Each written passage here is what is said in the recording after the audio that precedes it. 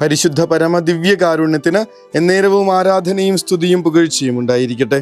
പരിശുദ്ധ പരമ ദിവ്യകാരുണ്യത്തിന് എന്നേരവും ആരാധനയും സ്തുതിയും പുകഴ്ചയും ഉണ്ടായിരിക്കട്ടെ.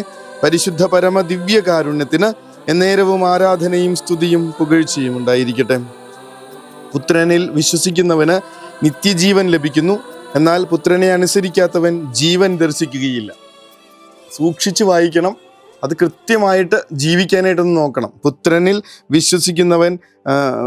വിശ്വസിക്കുന്നവന് നിത്യജീവൻ ലഭിക്കുന്നു, എന്നാൽ പുത്രനെ അനുസരിക്കാത്തവൻ ജീവൻ ദർശിക്കുന്നില്ല. കഴിഞ്ഞ ദിവസം അമ്മച്ചി വന്നിട്ട് പറയായിരുന്നു, വെച്ചാൽ വീട്ടിൽ ഭയങ്കര പ്രശ്നമായിരുന്നു, പ്രാർത്ഥന ചെല്ലുന്നതാ പ്രശ്നം, ഞാൻ പ്രാർത്ഥന ചെല്ലുന്നതാ പ്രശ്നം.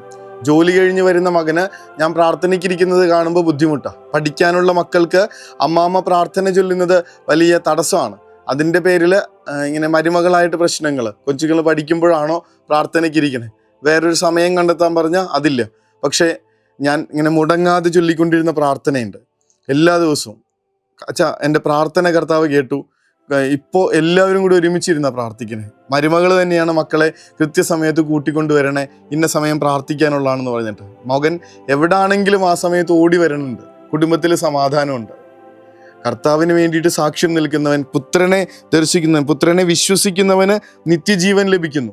അത് കൃത്യമായിട്ട് ഇവരുടെ ജീവിതത്തിൽ കാണുന്നുണ്ട്. ഇങ്ങനെ വിശ്വാസത്തോടുകൂടെ എതിർപ്പുകളുടെ ഇടയിലും കർത്താവിന് സാക്ഷ്യം വഹിച്ചുകൊണ്ട് നിന്ന അമ്മ ആ കുടുംബത്തെ സ്വർഗത്തോളം ഉയർത്തുന്നത് നമ്മൾ കാണുന്നുണ്ട്. ഇന്നത്തെ ഒന്നാമത്തെ വായന അതിനുള്ള ഏറ്റവും നല്ല ഉദാഹരണമായിട്ട് നമ്മുടെ മുൻപിൽ വരുന്നുണ്ട്.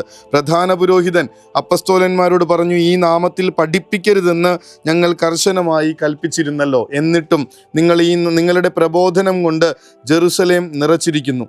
ഇങ്ങനെ കർത്താവിനെ പറ്റി പറയരുതെന്നാ പറഞ്ഞേ, ഈശോ എന്നുള്ള നാമം ഉച്ചരിക്കരുതെന്നാ പറഞ്ഞേ. അങ്ങനെയാണെങ്കിൽ നിങ്ങൾ സ്വസ്ഥമായിട്ട് ഇവിടെ ജീവിച്ചോ, ഒരു കുഴപ്പമില്ല. ഓഫറാ കൊടുത്തേക്കണേ. കർത്താവിനെ പറ്റി മിണ്ടാതെ ഇങ്ങനെ നിങ്ങൾ ജീവിച്ചോ, ഇവിടെ നിങ്ങൾക്കൊരു പ്രശ്നം ഉണ്ടാവില്ല. പക്ഷേ നിങ്ങളുടെ പ്രബോധനം കൊണ്ട്, യേശു എന്ന നാമം കൊണ്ട് ഈ പട്ടണം മുഴുവൻ നിറച്ചിരിക്കുന്നു. എന്തൊരു ഭംഗിയുള്ള ആരോപണമാണെന്ന് ആലോചിച്ച് നോക്കണേ. ഞങ്ങൾ പറഞ്ഞത് നിങ്ങളോട് മിണ്ടരുതെന്ന്, പക്ഷെ നിങ്ങൾ അതേ നാമം കൊണ്ട് ഇങ്ങനെ.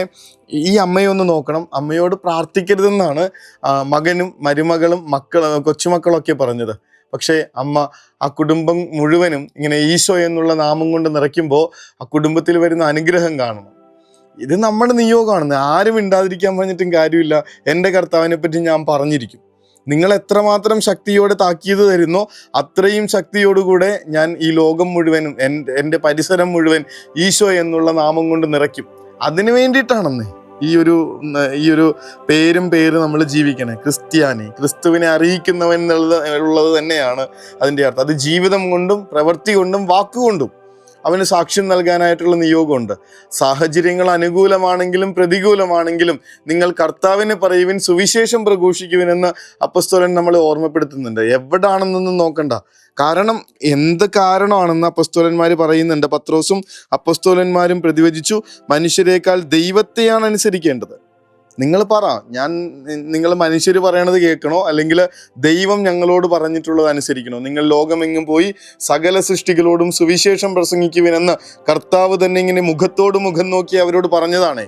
മിണ്ടാതിരിക്കാൻ പറ്റുമെന്നാണ് വിചാരിക്കണേ. എന്നിട്ട് അതേ കർത്താവിനെ കുറിച്ചിട്ട് പത്രോസ്ലീഹ സധൈര്യം സാക്ഷ്യം നൽകുന്നത് കാണണം. നിങ്ങൾ മരത്തിൽ തൂക്കിക്കൊന്ന യേശുവിനെ നമ്മുടെ പിതാക്കന്മാരുടെ ദൈവം ഉയർപ്പിച്ചു. അവനെ നാഥനും രക്ഷകനുമായി തൻ്റെ വലത് ഭാഗത്തേക്ക് ഉയർത്തി. ഇത് പറയാൻ നമുക്ക് എന്താ മടി? ആളുകളുടെ മുൻപിൽ, സ്ഥാപനങ്ങളിൽ, നമ്മൾ കണ്ടുമുട്ടുന്നവരോട്, നമ്മൾ ചെന്നെത്തുന്ന ഇടങ്ങളിൽ, നമ്മൾ താമസിക്കുന്ന സ്ഥലങ്ങളിൽ, നമ്മുടെ പ്രിയപ്പെട്ടവരോടൊക്കെ ഇതൊന്ന് പറയാൻ, കർത്താവായ യേശു ക്രിസ്തുവിൻ്റെ നാമം വിളിച്ചു പറയാൻ നമ്മളെ ആരാണ് ഭയപ്പെടുത്തിക്കൊണ്ടിരിക്കുന്നത്? അപ്പോസ്തലൻ ചോദിക്കുന്നുണ്ട്, മനുഷ്യരെക്കാൾ ദൈവത്തെയല്ലേ അനുസരിക്കേണ്ടത്?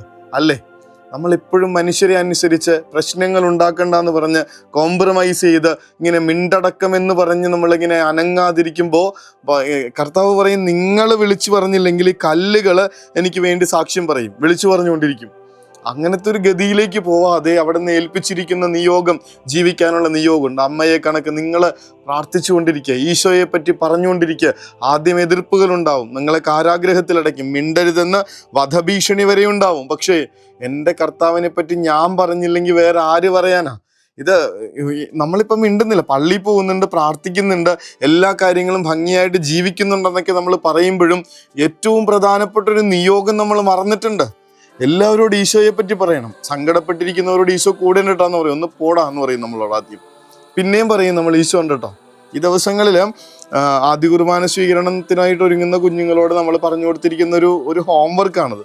ഒരു ദിവസം എത്ര പേരോട് ഈശോ ഉണ്ട് കേട്ടാന്ന് പറയും. എല്ലാ ദിവസവും പോയി അപ്പനോടും അമ്മേനോടൊക്കെ അവർ പറയുന്നുണ്ട് അപ്പം ഈശോ ഉണ്ട് കേട്ടോ. ഈ 2-3 ദിവസം കൊണ്ട് ആ കുടുംബത്തിൽ വരണ മാറ്റം നമുക്ക് കാണാൻ പറ്റുന്നുണ്ട്. ശരിക്കും ഒരാളോട് ചെന്ന് നിങ്ങൾ ഈശോ ഉണ്ടെന്ന് 2-3 തവണ പറഞ്ഞു നോക്കിയേ, അവരുടെ ജീവിതത്തിന് ഇങ്ങനെ ബലം കിട്ടുന്നത് കാണാൻ പറ്റും. അതൊക്കെ പോട്ടെ, ഇത് എൻ്റെ നിയോഗമാണ്. അവരെങ്ങനെ സ്വീകരിക്കുന്നു എന്നുള്ളതിനേക്കാൾ ഞാനിത് പറഞ്ഞോ എന്നുള്ളതാണ് ചോദ്യം. വെറുതെ ക്രിസ്ത്യാനിയായിട്ട് ക്രിസ്ത്യാനിയാണെന്ന് പറഞ്ഞ് ജീവിച്ചിട്ട് കാര്യമില്ലല്ലോ. അത് ക്രിസ്ത്യാനിയുടെ നിയോഗം ക്രിസ്തുവിനെ പറയാന്നുള്ളത്. ഇനി കണ്ടുമുട്ടുന്നവരോടൊക്കെ നമ്മുടെ സംസാരത്തിനിടയിൽ എപ്പോഴെങ്കിലും ഒരു തവണ ഈശോ എന്നുള്ള നാമം ഒന്ന് പറയണം. അതിനു വേണ്ടിയിട്ടുള്ള കൃപയ്ക്കും കരുത്തിനും വേണ്ടി പ്രാർത്ഥിച്ചുകൊണ്ട്, തെളിച്ചത്തിന് വേണ്ടി അപേക്ഷിച്ചുകൊണ്ട്, അവിടുത്തെ പറയാൻ അവിടുന്ന് തന്നെ എന്നെ ആശീർവദിക്കണമേ എന്ന് അപേക്ഷിച്ച് നമുക്ക് മുട്ടിന്മേൽ നിന്ന് അനുഗ്രഹം സ്വീകരിക്കാം. പരിശുദ്ധ പരമദിവ്യകാരുണ്യമേ, അനന്ത സ്നേഹമേ.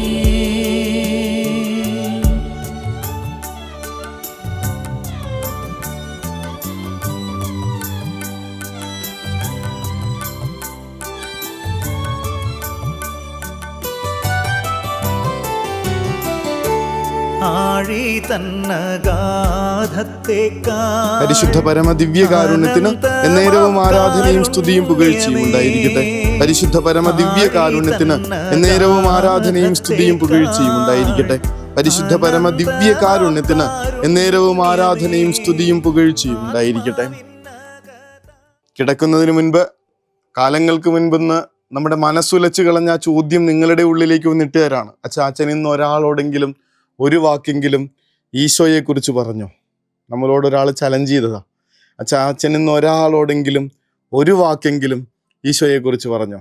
ഉറക്കത്തിന് മുൻപ് ഒന്ന് ആലോചിച്ച് നോക്ക്. ഇന്ന് ആരോടെങ്കിലും ഒരാളോടെങ്കിലും ഒരു വാക്കെങ്കിലും ഈശോയെക്കുറിച്ച് പറഞ്ഞോ?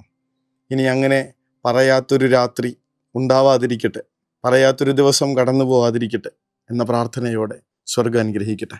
കരുണ തൻ കയർ പിടിച്ച് നയിച്ചിടും സ്നേഹമേ, ദിവ്യകാരുണ്യ സ്നേഹമേ, പരിശുദ്ധ സ്നേഹമേ.